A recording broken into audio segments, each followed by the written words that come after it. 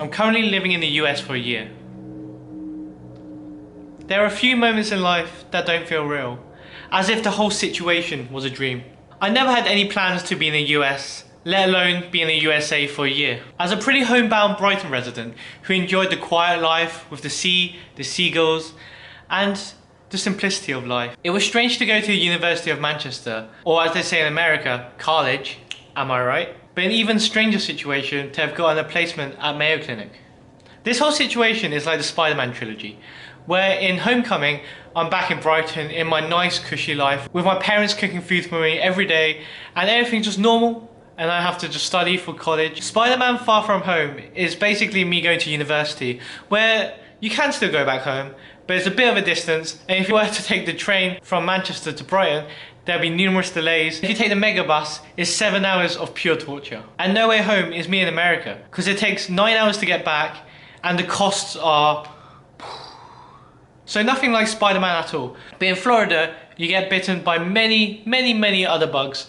So maybe I'll become some other mosquito man or some other thing. Or it feels like Lord of the Rings, when Frodo and Sam leave the Shire, or Pokemon when you leave your home village. When I was saying earlier that I treated the whole situation as a dream, I literally meant I didn't believe it was happening until a few weeks before departing. I kept believing that one thing or another would fall through, like my visa application, or my grades at university wasn't good enough for placement year, or COVID would strike again, etc, etc, etc. You know, anything. I ate a wrong gummy bear, a meteor would strike and knock me out. Not anyone else, just myself. I remember the first time I got the acceptance letter, I was in a big group project where I was discussing something or another about DNA or something like that. It was an ordinary day when I was getting rejected by millions and millions of placement opportunities. Thank you for spending hours and hours of time applying for the job. I hope you learned a lot about the company. Here's an automated rejection letter. No, can you hear that? It's the aircon. Right.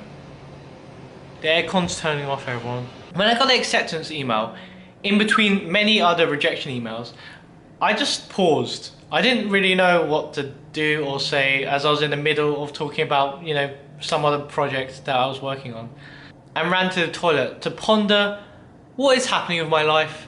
And afterwards I went to the top of the library and sat there, called my parents and told them this strange news. After now being in the US for about 2 months, it's those times that seem like a lifetime ago. It's kind of strange being in the US for a year, and at the beginning I didn't think it was such a long time. I didn't even have a bed frame for a while. I kind of just used a mattress on the floor.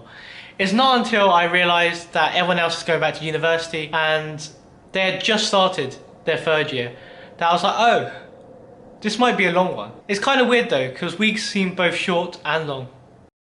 As a seasoned traveller, and when I mean seasoned, I mean salt and pepper, because the furthest I've gone from the UK was Amsterdam, and the furthest north I've been before university was London. Can you believe it? It's like the Truman Show. So starting off with a 9-hour flight with some random interns that you've only met once for brunch, and that brunch was super loud where you couldn't really hear anything anyone was saying, was slightly strange and frightening. Luckily, the flight went really smoothly, and when I mean smoothly, there was like a 4 or 5 hour delay, but we got so much compensation back, so what a win. It was like the time when I got persuaded to go to a football game, and when I mean football, I mean soccer. Where the most exciting thing I got from that game was when I found £30 on the floor afterwards, which basically recompensated me for the amount of money it cost for the ticket. And to be honest, I'm not a really big football fan. You can tell that I'm not a big football fan, because I remember in PE, you're meant to do an overhead throw for something, I don't know. I just did that underhand throw and then got disqualified. Win. Sports. And as you can see from my excellent top golf skills, I was a born sports person.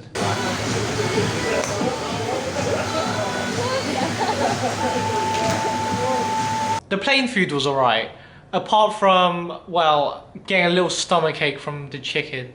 But as it was my first time getting food from a plane, it was pretty exciting. Just a little bougie wine, even though I don't normally drink wine and I think it's disgusting. But it looked the bougiest there. Although the stomachache did take away from the leg cramp that I was getting from the seats. Once we landed, it was midnight, and by that time I had watched a plethora of films. I watched Bullet Train, which I would give 6 chicken curries out of 10. Then I watched Oppenheimer as Christopher Nolan intended.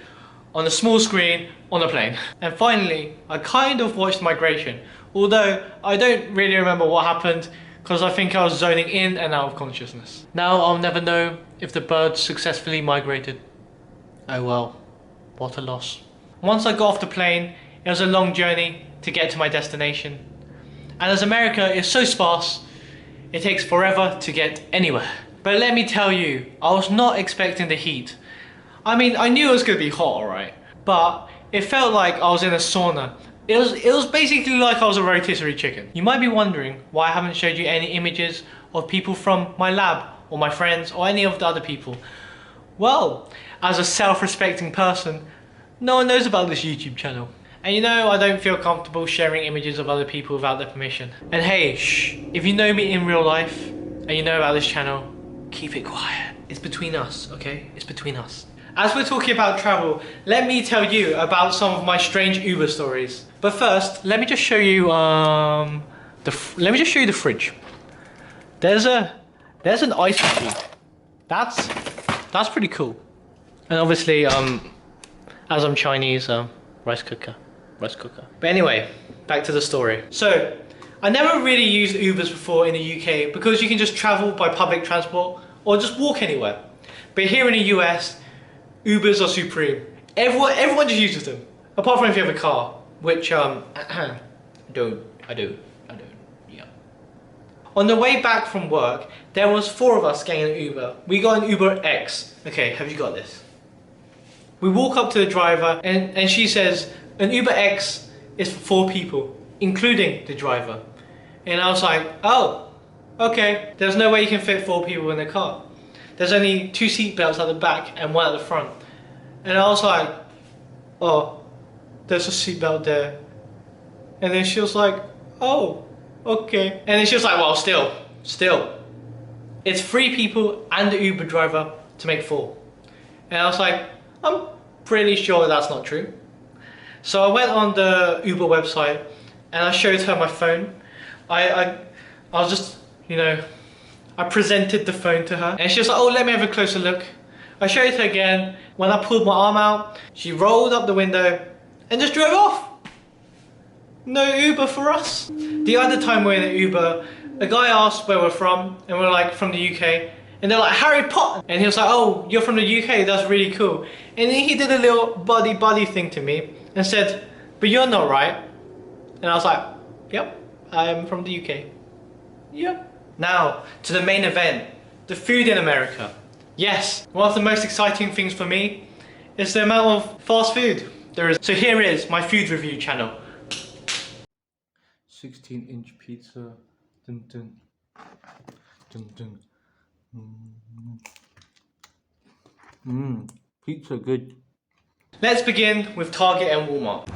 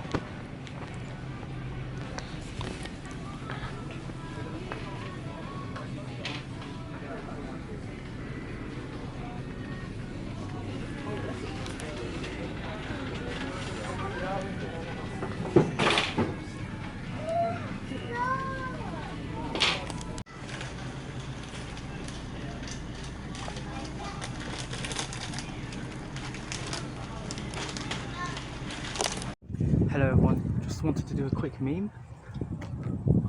Walmart. Okay, sorry about that. I just had to do the meme. You know, it had to be done. The biggest food shops that I've been to in the UK have either been a big Tesco or a big Asda. But here, my friends, the Walmart and the Target have everything in it. Basically, like Toys R Us, but for everything. And the cool thing about Target is that I can make this joke. I wonder if anyone has used the Target logo for target practice. However, as I was saying, the main thing is the fast food here. It's time to tier list all fast food. And when I mean tier list, I don't mean tier list yet, because I haven't actually tried that many. But here are the ones that I've tried so far. When I went on a lab trip, we went to this burrito place. And I can't really remember the name of it. But normally in the UK, when you get a normal burrito, it's like that size. But here, it was massive. I literally couldn't finish it. And normally, I can finish most foods. I think one of my favorite places is Chipotle. They also have massive food sizes. You know, it feels more healthy, I guess. There's more choice. And there's just something about it that just... Also from work, we got pizza from Costco, which was pretty good. Although, I was probably really hungry and the food was free. And also we got this fried chicken from a local place, which also tasted way better than KFC, to be honest, way better. I also went to Texas Roadhouse, where the main event is the cinnamon bread, not really the steak. I was pretty full by the time I had like 6 pieces of bread. Culver's, which was a good burger place, with good concrete shakes. But it was so unbelievably salty that when I got back to the lab, I had to drink water every 5 minutes. The Cheesecake Factory. I tried the cheesecake. It was good cheesecake, expensive cheesecake. We also went to a university cafeteria where they had an unlimited buffet, which was very cheap and made me very, very sick. Arby's, which gave me heart palpitations, but it was very nice. Chick-fil-A, which was okay. The sauce was good. The sauce was good. McDonald's, that was the same as the UK. I don't really know why I went there. I think I just craved McDonald's rather than, you know, the review part of it. We went to Freddy's, which was kind of similar to every other place, not gonna lie. We're getting into the theme of having more and more burgers. But surprisingly, the best burger place that I've been to is a place called Southern Grounds. Don't know what about it, but the burgers are amazing. Also, we went to an ice cream place where when you ask for a small ice cream, it was massive. So I don't really know why I would ever go bigger than small. And I think if you go for a large ice cream, well, I'm not sure you'll make it out of there alive. But one of the best things in America are the slushies. Yes, in the UK, you go to a Odeum and you get your Tango Ice Blast, which tastes like clouds. But here, the slushies are like $2 and they're like massive. Are they good for you? No. Are they gonna kill me off? Probably. But the slushies here are amazing and they sell them everywhere, and that's the best thing in America so far. Maybe it's my expectations, but everything here feels like it's from a movie set. Come on now, the buildings, the ambulances and the school buses, they just don't look very real. The next few clips that I'm about to show is what it's like to walk around the town. It's a really nice place, albeit very different from what I'm used to. Look how windy the roads are.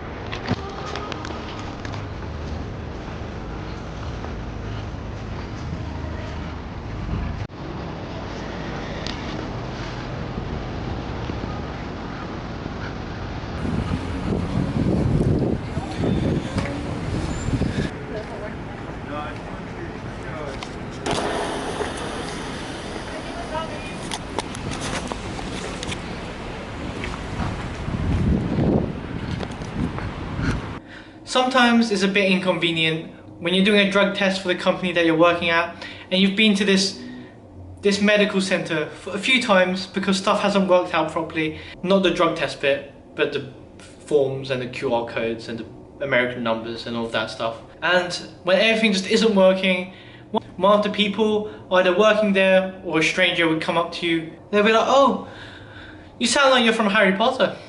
And I'm like, great. As I'm stressing about having these forms filled in, I remember that I was trying to engage in the conversation as well, and for some reason they would pour like your pee into another flask, and I just went, good aim. Yep, that's where evolution has got us. And in other situations, you might have your earbuds in, walking around Target or Walmart, and suddenly a friendly worker would come up to you and ask you a question, and then you'll be like, "Oh, sorry, what did you say?" And other times you might have a waiter or waitress that is very attentive and is 100% not for the extra tips that you have to give anyway. I mean, you're basically forced to give 15 or 20%. As I previously said, it's very difficult to get anywhere in America because of how big everything is. When you're walking on the sidewalk, it is absolutely boiling. In the UK, when you leave the house without a water bottle, everything's all good, it's fine. If you leave your house in America without a water bottle, it is a literal zombie apocalypse, life or death situation.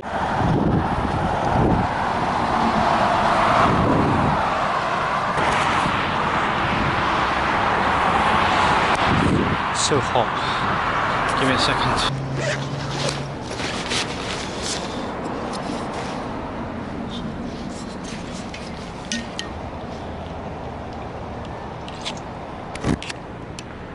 And also, there isn't really any good public transport, so you're kind of just left either Ubering, walking, or getting a car. I remember when I was walking back from Goodwill,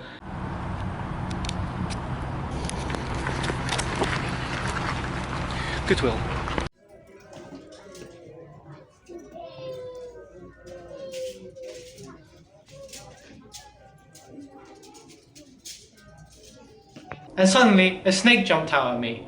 That was not the Pokemon encounter that I wanted. What did I do in that situation? Well, I retreated for dear life. And why is that okay to run away? Well, because no one will ever see you, because there's no one ever on the sidewalk, basically empty. You might see one or two people on bikes, but everyone else is just in their cars. Also, because of the amount of cars, there are so many car parks. It's just everywhere. I swear that car parks is the main attraction of America.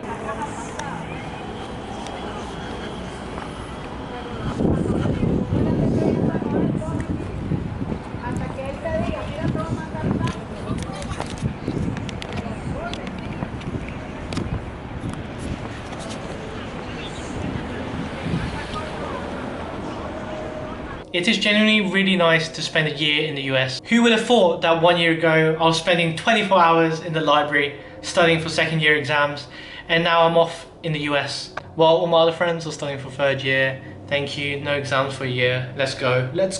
It's really nice to go and experience the world because I haven't really had the opportunity beforehand. So the placement is a good thing to kind of just push me out there to do new stuff. There's also really nice beaches, although once again very, very hot, and the sun cream here is very, very extortionate, as well as most places having a pool and a gym. Okay, so gym wise, I kind of put a bit too much enthusiasm on that. When they first showed me around, I was like, oh yes, that's very cool. No idea what it does, that looks cool. Knowing that none of the equipment will be used by me, and knowing full well that at some points I'll end up going to a gym for a very small period of time and then stopping. That is the life cycle of me going to the gym. Also, there's free coffee at the apartment, which means coffee addiction, let's go. There are many things that are difficult about moving somewhere else, and I think the main one is being away from family and friends. Although WhatsApp calls with friends and family are amazing, it just isn't really the same as talking to people in real life. Also, because I'm on a 1 year placement and everyone else has started their first year, it's kind of strange to see everyone else doing normal uni stuff, you know? I mentioned before, one of the biggest struggles is the public transport. It's very difficult to walk anywhere and the sun is blazing hot all the time. At the beginning, when I wasn't as settled, because of the amount of space and the apartment being quite far away, it kind of felt like you're in an insane asylum, where you don't really see that many people around apart from the other interns, and it kind of feels like you're a bit trapped. But I think after a while, once you foster a community, like when I started working and I started meeting some other people, it kind of makes everything better. And I think that's the same with anywhere. So the place that you call home isn't home without the people that you love. Although I have to admit, I do enjoy the challenge, because life is about experiences, eh?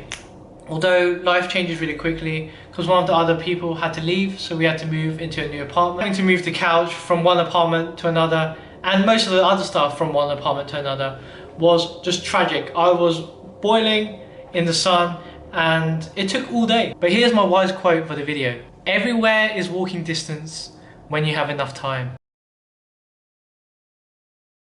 There's kind of a coincidence where last year I applied for the Disney Cultural Exchange Program, where you can become like a mascot, I think. And I got into the interview but didn't make it in. This year I applied for a similar place, but for Mayo Clinic. So it's kind of strange how either way I ended up in the US. I remember in the interview for Mayo, I thought it went quite badly. So badly that I actually went to McDonald's and got a Big Mac and I think a veggie burger.